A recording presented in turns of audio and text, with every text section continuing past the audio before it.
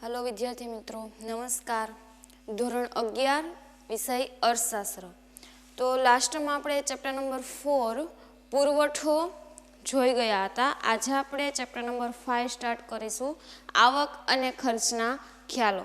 તો આમાંથી અમુક જે ટોપિક છે એ રદ થયેલા છે એ મેં ગયા લેક્ચરમાં વાત કરેલી હતી કે કયા ટોપિક છે એ રદ કરવામાં આવેલા છે।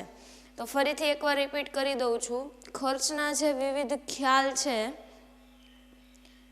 એ ટૂંકો ગાળો અને લાંબો ગાળો છે એ સરેરાશ સ્થિર ખર્ચ, સરેરાશ અસ્થિર ખર્ચ અને પૂર્ણ હરીફાઈવાળા બજારમાં કુલ આવક, સીમાંત આવક અને સરેરાશ આવક એટલે કે 5.1, 5.2, 5.3માં 5.3.4, 5.3.5 અને 5.7 આ વસ્તુ છે રદ કરવામાં આવેલ છે। હવે આપણે આગળ જોઈએ, પ્રસ્તાવનાથી સ્ટાર્ટ કરીએ।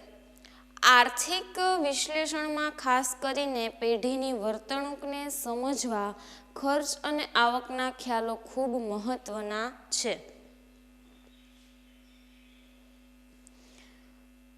ઉત્પાદનનું પ્રમાણ બદલાતા કુલ ઉત્પાદન ખર્ચમાં ફેરફાર થાય છે। એટલે કે જો ઉત્પાદનનું વધારો કે ઘટાડો થાય તો ટોટલ જે ઉત્પાદન ખર્ચ છે એમાં પણ ફેરફાર કરવામાં આવે છે। ખર્ચથી પેઢીની જાવક બાજુનો અંદાજ આવે છે કે જો ખર્ચ થાય તો જે આવક અને જાવક બાજુ હોય તો એમાંથી જાવક બાજુનો અંદાજ આવે છે। તો આવકના ખ્યાલો જાણવાથી પેઢીની આવક બાજુનો અંદાજ આવે છે, બરોબર। એ જે પત્ર હોય એમાં આવક જાવક બંને બાજુ હોય, તમે જાવક બાજુ જુઓ તો ખર્ચા દેખાય, બરોબર। આવક બાજુ જુઓ તો કેટલી આવક થયેલી છે એ ખ્યાલ મળી રહે। આવક અને ખર્ચના ખ્યાલો સામાન્ય ઉત્પાદનની સપાટી નક્કી કરે છે। તો સૌથી પહેલું કીધું કે પેઢીને પોતાની વસ્તુની કિંમત નક્કી કરવામાં મદદ મળે છે કે પેઢી છે એ પોતાની વસ્તુનું ઉત્પાદન કરે છે, હવે એ ઉત્પાદન થયેલી વસ્તુની કિંમત કેટલી રાખવી એમાં મહત્વનો ભાગ ભજવે છે કે વસ્તુની કિંમત નક્કી કરવામાં મદદરૂપ થાય છે। બીજું, પેઢીને પોતાનો નફો મહત્તમ કરવામાં માર્ગદર્શન મળે છે કે વધુમાં વધુ નફો છે એ કેવી રીતે મેળવી શકે એના માટે જરૂરી માર્ગદર્શન મળી રહે છે। મહત્તમ નફાને સમજાવવા સીમાંત ખર્ચ ઉપયોગી બને છે કે મહત્તમ વધુમાં વધુ નફો છે, બરોબર, એનું માર્ગદર્શન મળી રહે, પરંતુ એના માટે જે ખર્ચ થાય છે તો એ સીમાંત ખર્ચ પણ ઉપયોગી છે। સીમાંત ખર્ચનો ખ્યાલ પેઢીની વર્તણૂકને સમજવામાં મદદરૂપ બને છે કે પેઢી કઈ દિશામાં જઈ રહી છે, બરોબર, એને સમજવા માટે જરૂરી બને છે। પેઢીમાં કેટલા સાધનો રોકાશે, કેટલી રોજગારી આપશે, કેટલું ઉત્પાદન કરશે, કેટલું રોકાણ કરશે તે અંગેના નિર્ણયોમાં આવક અને ખર્ચના ખ્યાલો મહત્વનો ફાળો આપે છે કે એમાં કેટલા વધારે સાધનોની જરૂર પડશે, કેટલી છે એ લોકોને રોજગારી એમાંથી મળી રહે છે, પેઢી છે એ કેટલું ઉત્પાદન એક મહિને, બરોબર, એક અઠવાડિયે, આખા વર્ષમાં કરે છે, પેઢી કેટલું રોકાણ કરે છે, બરોબર, આ બધા નિર્ણયો છે એ એમાં મહત્વનો આ ફાળો આપે છે। વૈકલ્પિક ખર્ચનો ખ્યાલ સાધનોના વૈકલ્પિક ઉપયોગ અને સંચાલકીય અર્થશાસ્ત્રમાં ઉપયોગી બને છે કે આ જે વૈકલ્પિક ખર્ચ છે, બરોબર, એનો ખ્યાલ છે એ વૈકલ્પિક ઉપયોગ અને સંચાલન કરવામાં મદદરૂપ બને છે। નાણાકીય ખર્ચના ખ્યાલો છે એ પેઢીના સંચાલનમાં દિશાસૂચક બને છે કે જે નાણાકીય ખર્ચ થતા હોય, બરોબર, વ્યાજ ચૂકવતા હોય, બરોબર, એ બધા નાણાકીય ખર્ચ છે, તો એ ખર્ચ શેમાં મદદરૂપ બને છે તો કે પેઢીના સંચાલનમાં। ઉપરયુક્ત અને બીજા અન્ય કારણોથી પેઢીના ખર્ચ અને આવકનો અભ્યાસ કરવો જરૂરી બને છે। કોઈ પણ વસ્તુ કે સેવાનું ઉત્પાદન કરવા પાછળ જે રકમ વપરાય છે, જે ખર્ચ કરવામાં આવે છે તેને ઉત્પાદન ખર્ચ કહે છે। જો એક એ ડેફિનેશન છે યાદ રાખી લેજો કે કોઈ પણ વસ્તુ કે સેવા છે બરોબર, એ સેવા કે વસ્તુનું ઉત્પાદન કરવા માટે જે ખર્ચ કરવો પડે છે એને શું કહેવાય છે? ઉત્પાદન ખર્ચ. તો સૌપ્રથમ આપણે ઉત્પાદન ખર્ચના વિવિધ ખ્યાલોનો અભ્યાસ કરીશું, પરંતુ આ ચેપ્ટરમાં એ ભણવાનું છે નહીં. ખર્ચના વિવિધ ખ્યાલો છે એ રદ છે, ટૂંકો ગાળો અને લાંબો ગાળો પણ રદ. હવે ડાયરેક્ટ આપણે ભણવાનું છે ઉત્પાદન ખર્ચનું વર્ગીકરણ.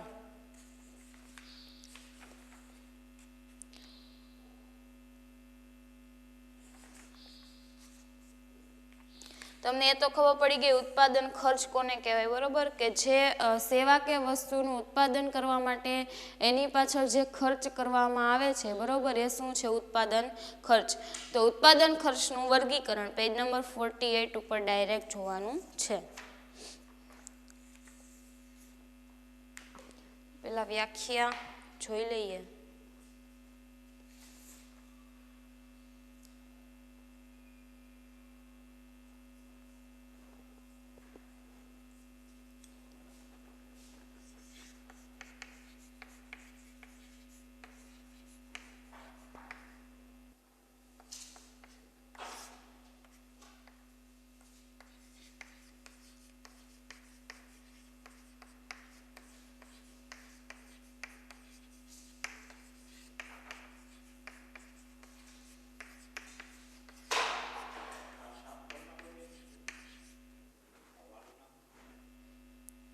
વિડીયો ચાલુ છે.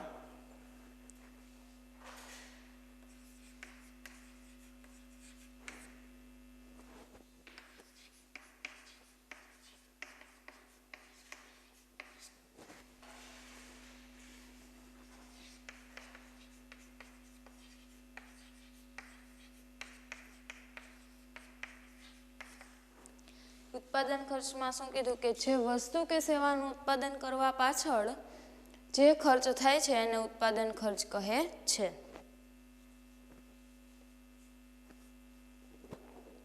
હવે આ ખર્ચનું વર્ગીકરણ તો બે પ્રકારના ઉત્પાદન ખર્ચ છે. એક છે ટૂંકા ગાળાનું અને બીજું છે લાંબા ગાળાનું બરાબર. હવે લાંબા ગાળામાં આગળ નથી, પણ ટૂંકા ગાળામાં આગળ બે પ્રકાર પડે છે. એક છે સ્થિર ખર્ચ અને એક છે અસ્થિર ખર્ચ. સ્થિર ખર્ચમાં સરેરાશ સ્થિર ખર્ચ અને અસ્થિર ખર્ચમાં સરેરાશ અસ્થિર ખર્ચ. તો આપણે ડિટેલમાં જોઈ લઈએ કે પહેલાં એને જે કોષ્ટક આપ્યું છે કેવી રીતે છે, તો કે આ ઉત્પાદન ખર્ચ છે એના બે પ્રકાર. એક ટૂંકા ગાળાનું ઉત્પાદન ખર્ચ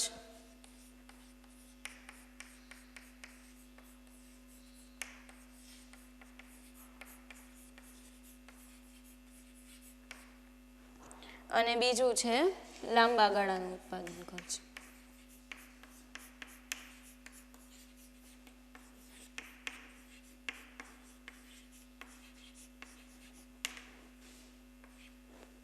ટૂંકા ગાળામાં ફરી બે પ્રકાર પડે છે, સ્થિર ખર્ચ અને અસ્થિર ખર્ચ.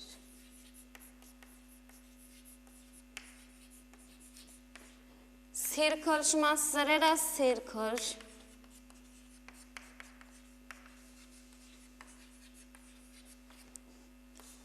અને અસ્થિર ખર્ચમાં સરેરાશ અસ્થિર ખર્ચ.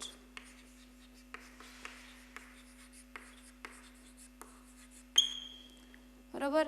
આ આખું કોષ્ટક ડાયાગ્રામ છે આવી રીતે, સોરી ડાયાગ્રામ નહીં પણ આનું વર્ગીકરણ છે આવી રીતે થઈ શકે. હવે આપણે જોઈએ સ્થિર ખર્ચ. તો સમયના ટૂંકા ગાળામાં ઉત્પાદનનું પ્રમાણ વધે, ઘટે કે શૂન્ય થાય, પરંતુ ખર્ચમાં કાંઈ ફેરફાર થતો ન હોય તેવા ખર્ચને સ્થિર ખર્ચ કહે છે. શું કીધું કે સમય છે એ સમયના ટૂંકા ગાળામાં ઉત્પાદન વધે તો પણ ભલે, ઘટે તો પણ ભલે અને એમનેમ રહે તો પણ ભલે, વધે ઘટે કે ઝીરો રહે છતાં ખર્ચમાં કાંઈ ફેરફાર ન થતો હોય તો તેને કહેવાય સ્થિર ખર્ચ. ટૂંકા ગાળામાં સ્થિર ખર્ચને ઉત્પાદનના પ્રમાણ સાથે કોઈ સંબંધ હોતો નથી, એને કાંઈ સંબંધ છે નહીં. સ્થિર ખર્ચમાં કાયમી સ્ટાફનું વેતન, કારખાનાના મકાનનું ભાડું, એટલે એના એક્ઝામ્પલ કીધા કે કોને સ્થિર ખર્ચ કહી શકીએ આપણે, કે જે કાયમી સ્ટાફ છે બરોબર, એનું વેતન, તો ભાઈ આપણું ઉત્પાદન વધે કે ઘટે એને તો તમારે દર મહિને વેતન ચૂકવવું જ પડશે. કારખાનાનું ભાડું, બરાબર, કે આપણે જે કારખાના રેન્ટ ઉપર ભાડે છે બરાબર, એમાં આપણું જે ઉત્પાદન કરીએ છીએ તો તમારું ઉત્પાદન વધે કે ઘટે કે એમ ન રહે, ભાડું તો તમારે દર મહિને ચૂકવવું જ પડશે. મિલકત વ્યવસાય વેરો આપણે ભરી છીએ, લાઇસન્સની ફી છે, મૂડી ઉપરનું વ્યાજ છે, વીમા પ્રીમિયમ છે, તો આ બધા જે ખર્ચ છે એને ઉત્પાદનના સાથે કાંઈ સંબંધ છે નહીં. તો સ્થિર ખર્ચની એક અનુસૂચિ જોઈએ. એક તમને ગ્રાફ જેવું પણ આપેલું છે કે કેવી રીતે આને દર્શાવી શકાય કે ભાઈ એ છે એ સ્થિર જ રહે છે, એમાં વધારો ઘટાડો કાંઈ થતો નથી. તો પહેલાં આપણે સ્થિર ખર્ચની વ્યાખ્યા અને તેના ઉદાહરણ જોઈ લઈએ.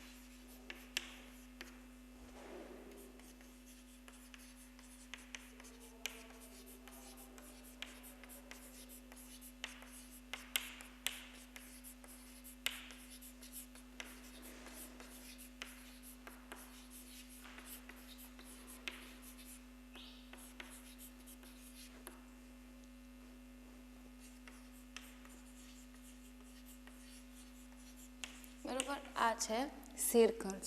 હવે સ્થિર ખર્ચનો આપણે ડાયાગ્રામ જોઈએ. ફોર એક્ઝામ્પલ એને જે આપેલો છે એવી રીતે. તો ઉત્પાદન પ્રમાણ એકમમાં આપેલું છે, 0 થી એને સ્ટાર્ટ કર્યું છે.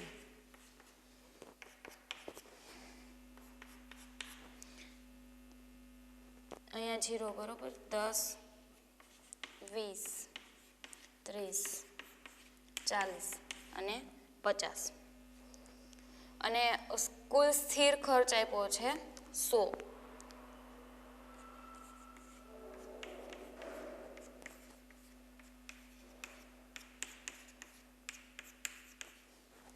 બરાબર, તો જ્યારે 0 છે ત્યારે 100, એટલે અહીંથી 10 એ પણ 100, 20 એ 100,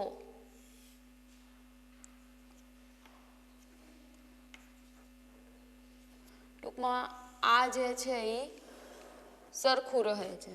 બધે ખર્ચ કેટલો છે 100, કે જ્યારે તમે ઉત્પાદનનું પ્રમાણ વધારો છો 10, 20, 30, 40, 50, પણ ખર્ચ કેટલો રહે છે 100, એમાં કાંઈ ફરક પડતો નથી. તો આ કેવી રેખા બને છે? કુલ સ્થિર ખર્ચ રેખા, બરોબર. આ તમારો ડાયાગ્રામ સ્થિર ખર્ચ રેખાનો છે કે ભાઈ તમે ઉત્પાદનનું પ્રમાણ વધારો ઘટાડો કેમ ન રાખો, પરંતુ ખર્ચમાં કાંઈ ફેર પડતો નથી. અનુસૂચિમાં દર્શાવ્યા પ્રમાણે પેનનું ઉત્પાદન 0 હોય કે 10, 20, 30, 40, 50 એકમ જેટલું વધે, પરંતુ ઉત્પાદન ખર્ચ દરેક વખતે એક સરખું સ્થિર ખર્ચ સ્થિર રહે છે, એટલે કે 100 રૂપિયા રહે છે, જે સ્થિર ખર્ચ છે. તો આવા ખર્ચને સ્થિર ખર્ચ કહી શકાય. અહીં ઉત્પાદનનું પ્રમાણ બદલાય છે, પરંતુ ખર્ચ બદલાતો નથી. પ્રમાણ બદલાય છે, પરંતુ ખર્ચ અહીંયા ક્યાંય બદલાતો નથી. ખર્ચ કેટલો રહે છે? 100 રૂપિયા. તો તેને કુલ સ્થિર ખર્ચ કહે છે. આકૃતિમાં રજૂઆત, તો આકૃતિમાં OX ધરી ઉપર આપણે શું લીધું છે? અહીંયા ઉત્પાદનનું પ્રમાણ એકમમાં લીધેલ છે.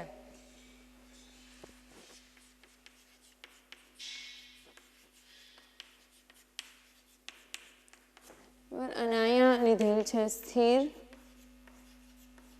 ખર્ચ.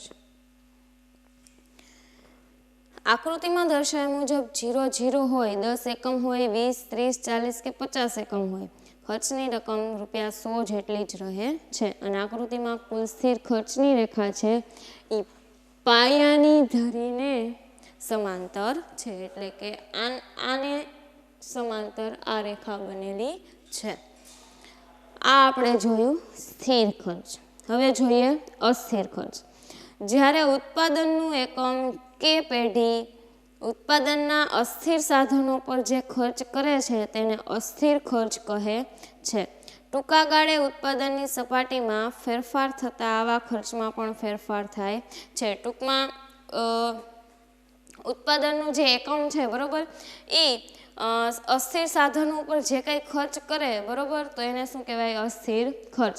અને જ્યારે ઉત્પાદનની સપાટીમાં, એટલે કે ઉત્પાદનમાં તમે વધારો કરો કે ઘટાડો કરો, ત્યારે ખર્ચમાં પણ ફેરફાર થાય છે. ઉત્પાદન વધતા ખર્ચ પણ વધે છે અને ઉત્પાદન ઘટતા ખર્ચ પણ ઘટે છે. અને ઉત્પાદન શૂન્ય થતાં જે ખર્ચ પણ શૂન્ય થાય છે, તો તેને અસ્થિર ખર્ચ કહે છે.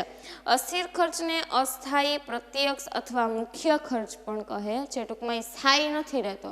જેમ ઉત્પાદન વધે એમ ખર્ચ પણ વધે છે, જેમ ઉત્પાદન ઘટે એમ ખર્ચ પણ ઘટે છે. ઉત્પાદન શૂન્ય રહે તો ખર્ચ પણ શૂન્ય રહે છે.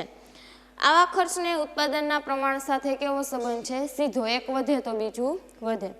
અસ્થિર ખર્ચમાં, આ ખર્ચમાં કેવા ખર્ચ આવી શકે? તો કે કાચા માલની કિંમત. હવે આપણે જે વસ્તુ બનાવવાની છે, બરોબર, જે વસ્તુનું પ્રોડક્શન કરવાનું છે, એમાં વપરાતું જે રો મટીરિયલ છે, કાચો માલ, હવે એની કિંમત વધે, બરોબર, તો આપણો ખર્ચ વધશે. બળતણનું ખર્ચ, વીજળીનું બિલ છે, વાહન વ્યવહારનો ખર્ચ, રો મટીરિયલ છે આપણને દૂરથી મળે છે, તો ત્યાંથી અહીંયા આપણા કારખાના સુધી પહોંચાડવા માટે જે ચૂકવવું પડતું છે એ ખર્ચ, શ્રમિકોનું વેતન, ઉત્પાદન વેચાણ પરના વેરાઓ, તો આ બધા જે ખર્ચ છે એ અસ્થિર ખર્ચમાં સમાવેશ થઈ શકે. જેમ જેમ ઉત્પાદન વધે એમ ખર્ચાઓ પણ સીધી રીતે વધે. તેને અસ્થિર ખર્ચ કહે છે. સ્થિર ખર્ચ અને અસ્થિર ખર્ચ વચ્ચેનો તફાવત માત્ર સમયના ટૂંકા ગાળામાં જ શક્ય છે. લાંબા ગાળે તો તમામ ખર્ચાઓ કેવા થઈ જાય છે? અસ્થિર. કારણ કે લાંબા ગાળાના જે કંઈ ખર્ચા છે ને એ બધા કેવા હોય છે? અસ્થિર. આ બે ખર્ચ છે એ કેવામાં આવે છે? ટૂંકા ગાળામાં. બરાબર. તો પહેલાં આપણે અસ્થિર ખર્ચની વ્યાખ્યા અને એના એક્ઝામ્પલ જોઈ લઈએ.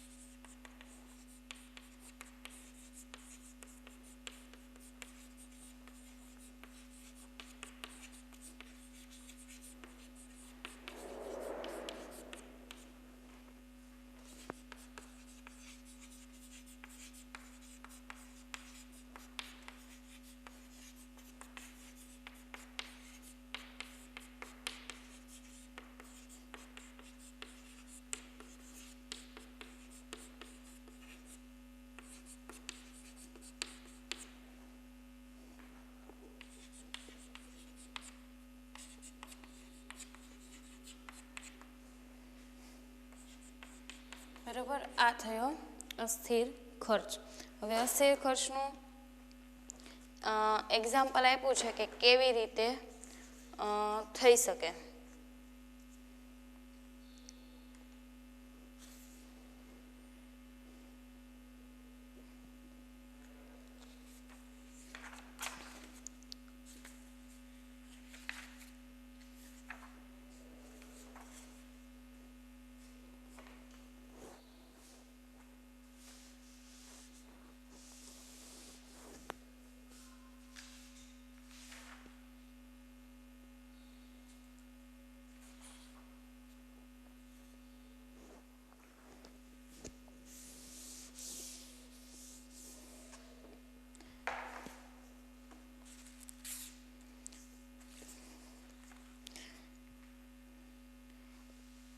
આગળ તમને એમ કીધું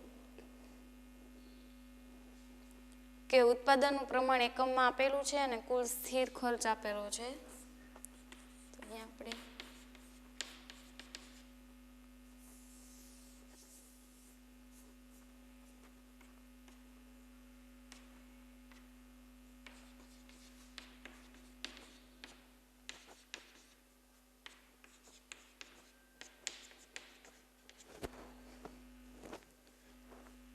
હવે 0 0 એટલે કે અહીંથી જ સ્ટાર્ટ થાય છે. 10 થી 80 આ સ્થિર ખર્ચ. જ્યારે 10 છે ત્યારે અહીંયા 80 છે. 20 એ 150, 30 એ 210,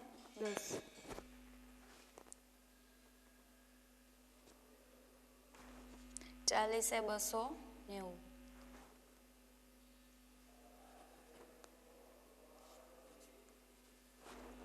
50 એ 390,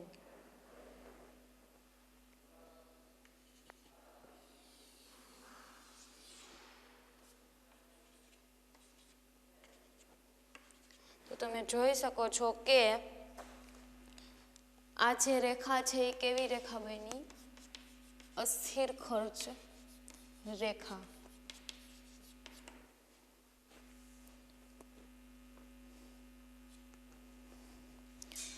તો ઉત્પાદન ખર્ચ શૂન્ય હોય ત્યારે અસ્થિર ખર્ચ શૂન્ય જ છે, પરંતુ જેમ જેમ ઉત્પાદન વધે છે, 0 થી 10 થયું તો અહીંયા પણ ખર્ચ કેટલો થયો? 80. તો જેમ જેમ ઉત્પાદન વધે છે તેમ અસ્થિર ખર્ચ પણ વધે છે. અને અનુસૂચિ જોતા જણાશે કે 30 એકમ સુધી અસ્થિર ખર્ચ ઘટતા દરે વધે છે, કારણ કે શરૂઆતમાં વધતી પેદાશ લાગુ પડે છે અને 30 એકમ બાદ ઘટતી પેદાશનો નિયમ લાગુ પડે છે, તો તેને અસ્થિર ખર્ચ વધતા દરે વધે છે. તો જેમ જેમ ઉત્પાદનનું પ્રમાણ વધે છે એમ અસ્થિર ખર્ચમાં પણ વધારો થતો જોવા મળે છે.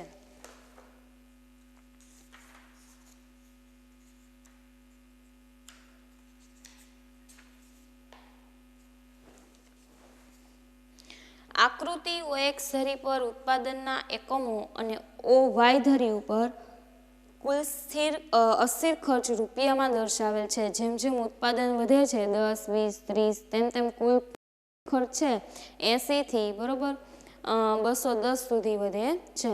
તો અસ્થિર ખર્ચની રેખા ઉદ્ગમ બિંદુની શરૂઆતમાં ધન ઢાળવાળી હોય છે. અહીંથી ધન ઢાળ, કારણ કે શરૂઆતમાં ઘટતા દરે અને ત્યારબાદ વધતા દરે કુલ અસ્થિર ખર્ચ વધે છે. ટૂંકા ગાળામાં કુલ સ્થિર ખર્ચ નિશ્ચિત હોય છે, પરંતુ અસ્થિર ખર્ચ બદલાતું રહે છે અને આ ખર્ચ ઉત્પાદન સાથે સીધી રીતે સંકળાયેલ છે. એક વધે તો બીજું પણ વધે અને એક ઘટે તો બીજું પણ ઘટે. તેથી જ પ્રોફેસર માર્શલ અસ્થિર ખર્ચને મુખ્ય ખર્ચ કહે છે. જો આ વિકલ્પમાં પૂછીએ કે અસ્થિર ખર્ચને મુખ્ય ખર્ચ કોના દ્વારા કહેવામાં આવ્યું છે? Professor Marshall. હવે ત્રીજો પ્રકાર છે સ્થિર ખર્ચ ભણ્યા, અસ્થિર ખર્ચ ભણ્યા. હવે છે કુલ ખર્ચ. તો આ જે છે એ આપણે નેક્સ્ટ લેક્ચરમાં જોઈશું. Thank you.